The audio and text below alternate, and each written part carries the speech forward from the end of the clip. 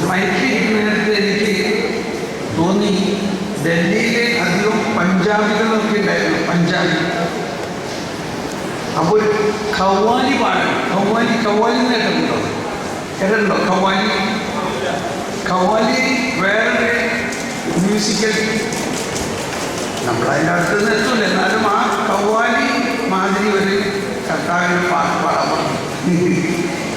ദൈവമേ, ഞാൻ ഫ്ലൈറ്റിൽ ഇരുന്ന് തന്നെ അതെഴുതി, അതാ ട്യൂണോട് കൂടി തന്നെ വന്നു. ഡൽഹിയിലെ 3 ഭാഷ ആളുകളുണ്ട്. മലയാളികൾക്ക് മലയാളത്തിൽ തന്നെ ഒന്ന് കേൾക്കാനുള്ള കൊതി ഇല്ലേ?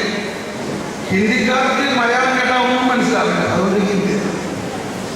കുറച്ച് ആംഗ്ലോ ഇന്ത്യൻസ് ഇംഗ്ലീഷുകാരുണ്ട്, അവർക്ക് ഇംഗ്ലീഷിൽ തന്നെ കേൾക്കാം.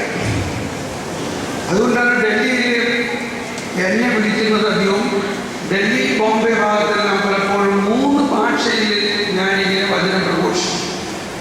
ഒരേ വചനം 3 പ്രാവശ്യം 3 ഭാഷയിൽ പറയും. അങ്ങനെ ഡൽഹിയിലെ ഏറ്റവും പ്രസിദ്ധമായ ഇൻഡോർ സ്റ്റേഡിയം നിറഞ്ഞു നിന്നുകൊണ്ട് 5 ദിവസം ഓരോ വചനവും 3 ഭാഷയും.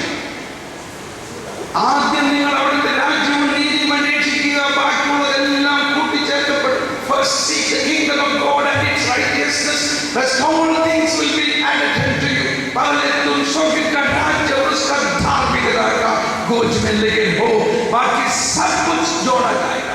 खंडालम इदा जाने कवाड़ത്തിൽ മുട്ടുന്നു. See, behold, look, I knock at your door. Whoever listen to my voice and open the door, I will come inside. देखो, मैं तुम्हारे द्वार का सामने खड़ा होकर खटखटाता हूँ. जो मेरी वाणी सुनकर द्वार खोलेगा, मैं उसका अंदर आऊंगा, मैं उसके साथ भोजन करूंगा. Praise the Lord. 5 ദിവസം ഓരോ വചനവും 3 ഭാഷയിൽ ഇതുപോലെ പ്രഘോഷിച്ചപ്പോഴുണ്ടായ പരിശുദ്ധാത്മാവിന്റെ അഭിഷേകം എന്തോ ശക്തമാണ്. കാരണം ഭാഷയായിരുന്നു ഒരു കാലത്ത് മനുഷ്യനെ ഭിന്നിച്ചത്. ആ ഭാഷയെ പരിശുദ്ധാത്മാവ് കൂട്ടിയോജിപ്പിച്ചിരിക്കുന്നു പെന്തക്കോസ്താ ദിവസത്തിൽ. ഞാൻ ആ ഖവാലി ഒന്ന് പാടാൻ നോക്കട്ടെയോ, ഒരു ഷയർ ശരിയാവുന്ന. അതിങ്ങനെയാണ്. അതെല്ലാം ഈ യേശുവിൻ്റെ ബലിയോട് ചേർന്നുള്ളത് സമർപ്പണം. അത് യോഹന്നാൻ 3:16 എന്ത്? ദൈവം ലോകത്തെ എത്രമാത്രം സ്നേഹിച്ചു, തന്റെ ഏകജാതനെ നൽകാൻ തക്ക വിധം സ്നേഹിച്ചു എന്നുള്ളതാണ്. നോക്കട്ടെ, എല്ലാവരും പ്രാർത്ഥിച്ചു. ഈശ്വരനെ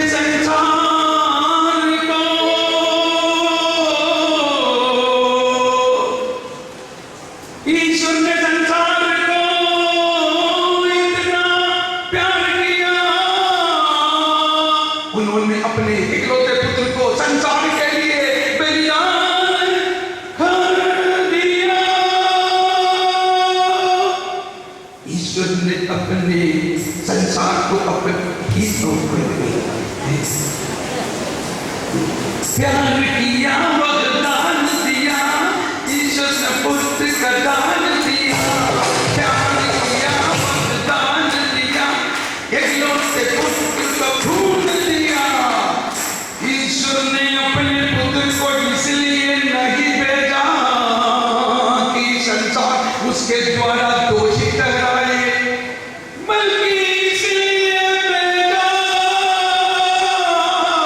कि संसार उसके द्वारा मुक्ति प्राप्त हो. प्यार किया ईश्वर ने संसार को, दान दिया ईश्वर ने संसार को. प्यार किया ईश्वर ने संसार को, दान दिया ईश्वर ने संसार को. प्यार किया, वरदान दिया. प्यार किया, वरदान दिया. इकलौते पुत्र का दान दिया. इससे बड़ा प्रेम किसी का नहीं है. इससे बड़ा प्रेम किसी का नहीं है.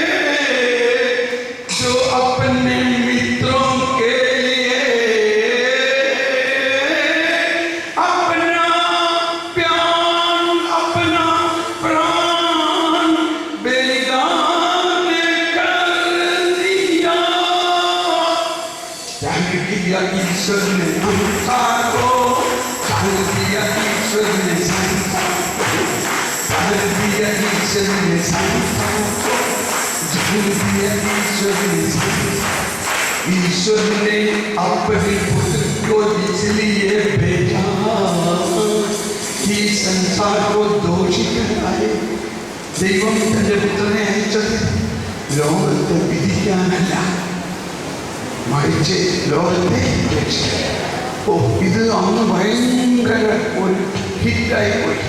അത് കഴിഞ്ഞ് ഞങ്ങൾ പഞ്ചാബിൽ ധ്യാനിപ്പിച്ചപ്പോൾ സർദാർജിമാരെല്ലാം അവരുടെ പകുതിയും വലിച്ചെടുത്തുകൊണ്ട് ഭയങ്കര സന്തോഷത്തിൽ ഇത് പാടിയെന്നുള്ളതാണ്. ശരിയൊന്നും ആയിട്ടാവും, എന്നാലും അറിയാവുന്ന വായിപ്പാണ്.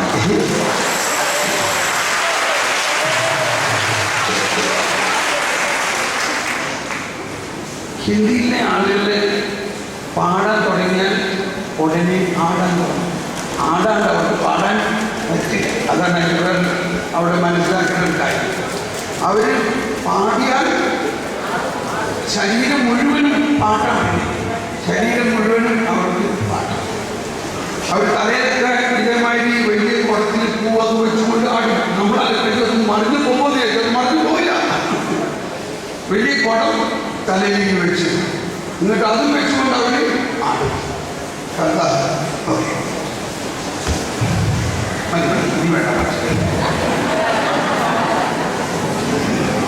പാട്ടുകാരില്ലാഞ്ഞത് കൊണ്ട് ഞാനൊന്ന് പാടാൻ നോക്കിയതാണ്.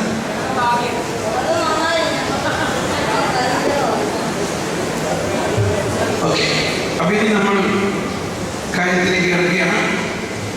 വിശുദ്ധ കുർബാനയെ കുറിച്ച് നൽകിയ ആ ഒരു രഹസ്യമാണ് നമ്മൾ ഏറ്റവും കാതലായിട്ട് മനസ്സിലാക്കിയത്. ഇത് യേശു അർപ്പിച്ച ബലി അങ്ങനെ തന്നെ പുനരാവിഷ്കരിക്കപ്പെടുകയാണ്. അത് ആവർത്തിക്കുകയല്ല. യേശു ഒരിക്കലേ ബലി അർപ്പിച്ചിട്ടുള്ളൂ. എന്നാൽ അത് മനസ്സിലാക്കാനുള്ള എളുപ്പം ഇതാണ്. യേശു ഒരു നിത്യപുരോഹിതനാണ്. യേശു ദൈവമാണ്. യേശു ഒരിക്കലും അവസാനിക്കുന്നില്ല. യേശുവിൻ്റെ ബലിയും അവസാനിക്കുന്നില്ല. യേശുവിൻ്റെ സഹനവും അവസാനിക്കുന്നില്ല. യേശുവിൻ്റെ ഉയർപ്പും അവസാനിക്കുന്നില്ല. എന്തുകൊണ്ടെന്നാൽ അതൊരിക്കൽ സംഭവിച്ചത് എന്നേക്കുമായിട്ട് it is entered into divine eternity എന്നാ പറയാം. അതിൻ്റെ ഒരു പ്രബോധനം എഴുതിയിട്ട് 1085-ലാണ്. 1085 1085 ഈ പറഞ്ഞ കാര്യം അതിനകത്തുണ്ട്. ഇനി മനസ്സിലാക്കേണ്ടത് യേശുവിൻ്റെ ജീവിതം രക്ഷാകര രഹസ്യങ്ങളുടെ ഒരു സമ്മേളനമാണ്. രണ്ട് കാര്യങ്ങളാണുള്ളത്. ഒന്ന് രക്ഷാകര രഹസ്യങ്ങൾ, ദ മിസ്റ്ററീസ് ഓഫ് സാൽവേഷൻ. മറ്റൊന്ന് രക്ഷാകര ചരിത്രം, രക്ഷയുടെ ചരിത്രം, ദ ഹിസ്റ്ററി ഓഫ് സാൽവേഷൻ. രക്ഷാ का इतिहास और रक्षा का रहस्य. രക്ഷാ का इतिहास और रक्षा का रहस्य. രക്ഷയുടെ ചരിത്രവും രക്ഷയുടെ രഹസ്യവും. പഴയ നിയമം മുഴുവനും വാസ്തവത്തിൽ ഈ രക്ഷാകര സംഭവത്തിന്റെ ഐതിഹാസികമായ ചരിത്രമാണ്. അതിൻ്റെ പിന്നിലുണ്ടായ തയ്യാറെടുപ്പാണതല്ല. അത് രക്ഷാകര രഹസ്യങ്ങൾക്ക് വേണ്ടിയാണ് അതെല്ലാം സംഭവിച്ചത്. എന്നാൽ അതല്ല രക്ഷാകര രഹസ്യം. രക്ഷാകര രഹസ്യങ്ങൾക്ക് വേണ്ടി ഉണ്ടായ ചരിത്രപരമായ ഒരുക്കമാണത്. എന്നാൽ യേശുക്രിസ്തുവിലൂടെ ഈ രക്ഷാകര രഹസ്യം അതിൻ്റെ എല്ലാ വിസ്മയീയതയോടെയും നടപ്പാക്കപ്പെട്ടു. അങ്ങനെയുള്ള ആ വിസ്മയീയമായ രക്ഷാകര രഹസ്യങ്ങൾ 7 കാര്യങ്ങളാണ് ഉള്ളത്. പറയുമ്പോൾ നമുക്ക് അറിയാവുന്ന കാര്യമുണ്ട്. എന്താണ് 7 രഹസ്യങ്ങൾ? ആദ്യത്തേത് മനുഷ്യാവതാര രഹസ്യം. കണ്ടോ, അറിഞ്ഞൂടെ? മനുഷ്യാവതാര രഹസ്യം. 2ാമത് യേശുവിൻ്റെ മാമോദീസ.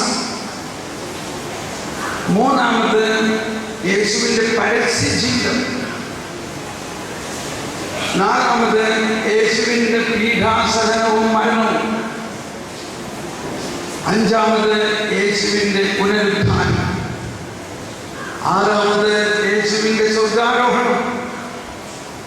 ഏഴാമത് യേശുവിൻ്റെ സ്വർഗ അവരോഹണം, അതായത് പന്തക്കുസ്ത. ഇനി എട്ടാമത് അല്ലെങ്കിൽ മറ്റൊരു രഹസ്യം യേശുവിൻ്റെ രണ്ടാമത്തെ വരവ്.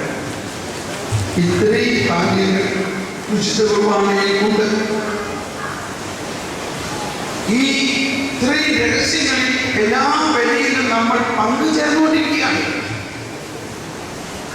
അറിഞ്ഞോ അറിയാതെയോ ഇതിന്ന് പൂർണ്ണമായി അറിഞ്ഞുകൊണ്ട് പങ്കുചേരുമ്പോൾ ഉണ്ടാകുന്ന വ്യത്യാസം നമുക്ക് അനുഭവിക്കാൻ പറ്റും. എന്തെല്ലാമാണ് ആ രഹസ്യങ്ങൾ? ആദ്യത്തേത് എല്ലാവരും പറഞ്ഞേ, മനുഷ്യാവതാര രഹസ്യം. ദൈവപുത്രൻ മനുഷ്യപുത്രനായി മാറി. രണ്ടാമത്തേത് മാമോദീസ. മൂന്നാമത് പരസ്യ പ്രഘോഷണ ജീവിതം. നാലാമത് യേശുവിൻ്റെ പീഡാസഹനവും മരണവും. അഞ്ചാമത് പുനരുത്ഥാനം. ആറാമത് സ്വർഗാരോഹണം. ഏഴാമത് പന്തക്കുസ്ത. ഇനി എട്ടാമത് അല്ലെങ്കിൽ മറ്റൊന്ന് യേശുവിൻ്റെ വീണ്ടും വരവ്. അപ്പൊ ഇത്രയും രഹസ്യങ്ങൾ രക്ഷാകര രഹസ്യങ്ങളാണ്. ഇത് ഇന്നത്തെ ഓരോ ദിവ്യ ബലിയിലും ആരംഭം മുതൽ നമ്മൾ കുർബാനയെ ഇത് നമ്മൾക്ക് അനുഭവിക്കാൻ പറ്റും. അത് കുർബാനയിൽ ഏത് ഭാഗത്താണ്, ദിവ്യബലി കുർബാനയിൽ ഏത് ഭാഗത്താണ് എന്നുള്ളത് നമ്മൾ ഇനി മനസ്സിലാക്കണം. എങ്ങനെയാണ് ഓരോ ഭാഗത്തിലും ഇത് അനാവരണം ചെയ്യപ്പെടുന്നതെന്ന് നമ്മൾ മനസ്സിലാക്കണം. അതിനു മുമ്പ് പഴയ നിയമം ചരിത്രം അതും കുർബാനയിലുണ്ട്. അത് പലരും ചിഹ്നങ്ങളിലൂടെയാണ്. കുർബാനയുടെ വേദിയും കുർബാനയിലുള്ള മധുബഹായും ആ മധുബഹായിൽ ഉള്ള ചിഹ്നങ്ങളും ബലിപീഠവും വൈദികനും മെഴുകുതിരിയും ധൂമക്കുറ്റിയും ഇതെല്ലാം അതിൻ്റെ ചില ചിഹ്നങ്ങൾ. ഒരു ധൂമക്കുറ്റി എടുത്തുകൊണ്ടാണ് സിസ്റ്റർ ധൂമക്കുറ്റി കൊണ്ടാണ്.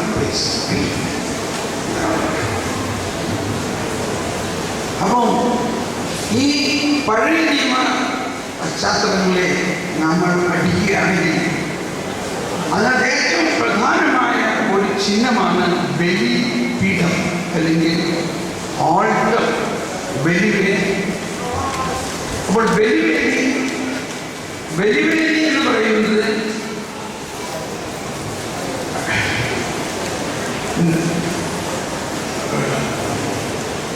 ആബേലിന്റെ കാലം മുതൽ ആബേൽ ദൈവത്തിന് ബലിയർപ്പിച്ചു. അവൻ ബലിപീഠമുണ്ടാക്കി അതിൽ ബലിയർപ്പിച്ചു. നോഹ ഒരു ബലിപീഠമുണ്ടാക്കി ബലിയർപ്പിച്ചു. ആ ബലിയിൽ ഉണ്ടായ സുഗന്ധം ആസ്വദിച്ചു. അതാണ് സുഗന്ധ പരിമളം. അങ്ങനെയാണ് ഈ ധൂപക്കുറ്റിയിൽ ധൂപാർപ്പണം വരുന്നത്. അപ്പൊ അന്ന് മുതലേ ഉള്ള ആ ബലിയിൽ ഉണ്ടായ ധൂപ അർപ്പണത്തിലുണ്ടായ സുഗന്ധം ആസ്വദിച്ചപ്പോൾ ദൈവം അരുളി ചെയ്തു, ഇനി ഞാൻ മനുഷ്യരെ നശിപ്പിക്കുകയില്ല, മറിച്ച് അവരെ രക്ഷിക്കുന്നതിനുള്ള ഉടമ്പടിയാണ് ഞാൻ ഉണ്ടാക്കുന്നത്.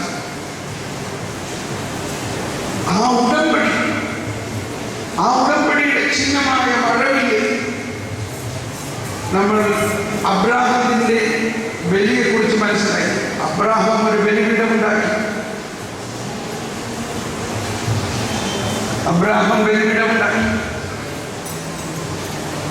അപ്പൊ അങ്ങനെയുള്ള എല്ലാ ബലിപീഠങ്ങളും ഈ ബലിപീഠത്തിൽ തന്നെയാണ് മനസ്സിലാക്കേണ്ടത്. ആ ബലിപീഠമാണ് യേശുവിന്റെ കുരിശായ ബലിപീഠമായിട്ട് മാറി. ചില പാശ്ചാത്യ രാജ്യങ്ങളിലെല്ലാം കുരിശ് ആണ് പുറകിലല്ല, കുരിശ് ഈ ബലിപീഠത്തിന് നേരെ മുകളിലാണ് തൂക്കിയിട്ടിരിക്കുന്നത്. ചിലയിടത്ത് കുരിശ് തൂക്കിയിട്ടിട്ട് കുരിശ് കുരിശിന്റെ താഴ്ഭാഗം ഇവിടം വരെ വന്നിട്ട് അതിന്റെ ഏറ്റവും താഴെയുള്ള ഭാഗം മുറിച്ച് ബലിപീഠത്തിന്റെ താഴെ വെച്ചിരിക്കുന്നതാണ്. മനസ്സിലാവണ്ടോ?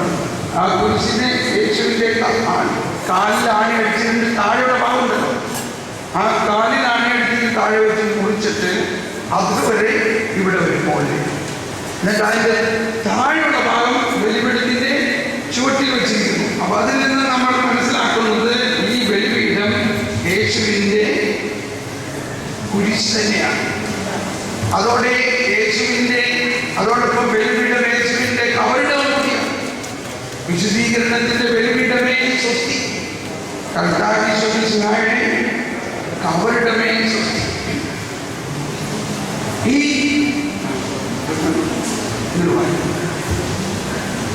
ഇതൊന്ന് മനസ്സിലാക്കുന്നതാണ്.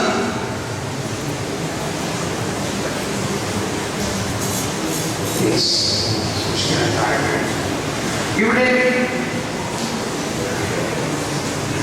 അപ്പം നോഹിന്റെ കാലം